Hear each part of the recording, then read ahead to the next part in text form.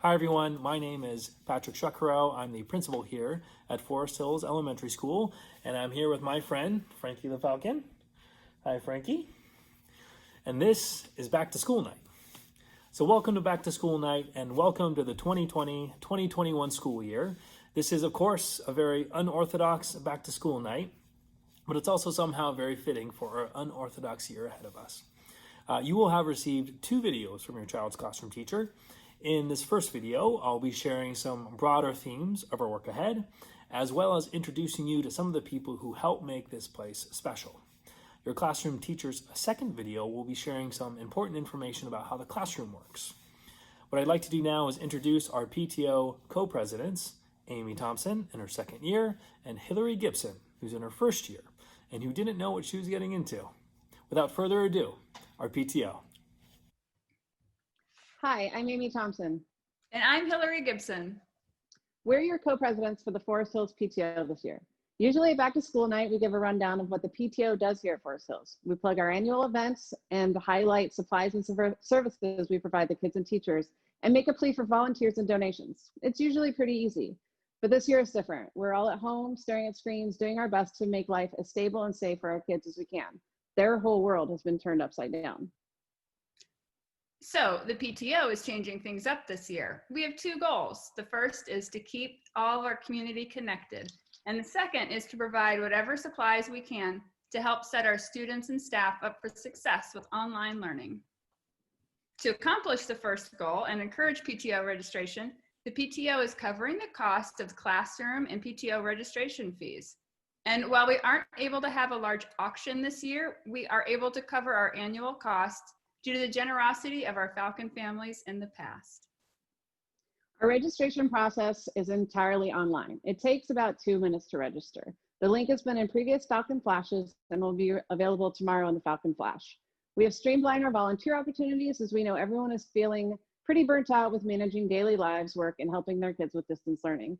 But there's still some fun opportunities to get involved and help the kids to connect. And if you have any other ideas or hear of fun events that other schools have, please let us know. We will also continue to provide services and supplies to our students and staff, such as take-home music kits for music class. We take requests from teachers and staff all year and are happy to fill them as possible. As Hillary said, there are no registration or PTO fees, and we will be unable to have an auction or roundup this year. However, when you register online, there is the option to donate. We know a lot of families and work situations have been severely affected by the pandemic, so there's no obligation, but if you can, we really appreciate it. We also have a Square site that's set up year-round that you can access from our PTO website. And we host monthly PTO meetings online via Zoom, so pay attention to those emails sent out and be sure to check out our Facebook and Instagram pages to stay up to date on PTO news. We're all in this together, and we're so lucky to be part of the Forest Hills community. We have the best teachers, staff, principal, parents, and of course, children. So let's keep our chins up and do all we can to support each other and stay connected through this year. Thank you. Go Falcons! All right, thanks PTO. What'd you think, Frankie? Pretty good, huh? Next up, I'd like to introduce the Lake Oswego Schools Foundation. The Lake Oswego Schools Foundation is an independent, nonprofit organization with a simple mission: to raise money to better the education of the students of Lake Oswego.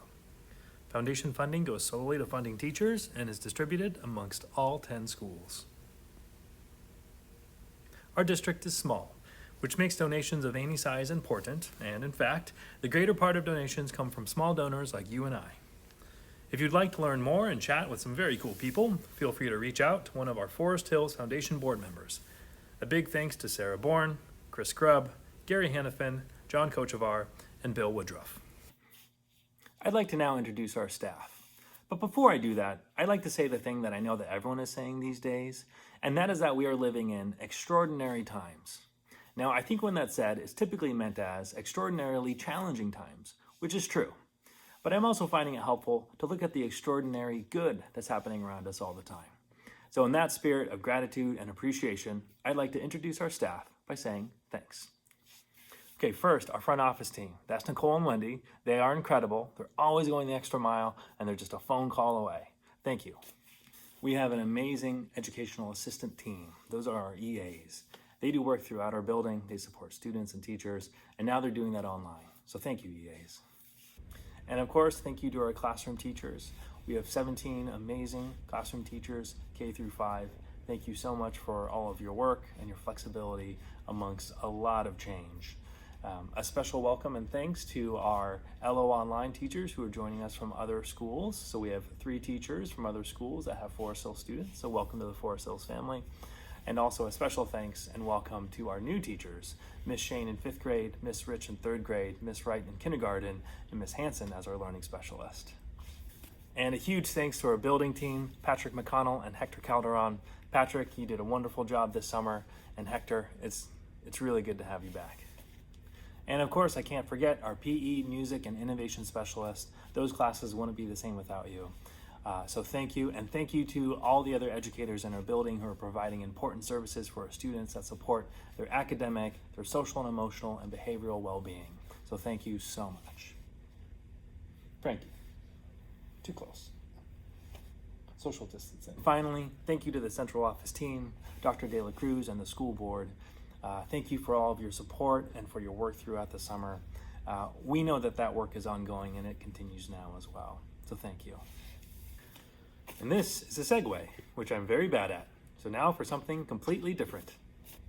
I have 2 pieces of information that I'd like to share with you about some upcoming work. Number 1 is that we have a new assessment called iReady.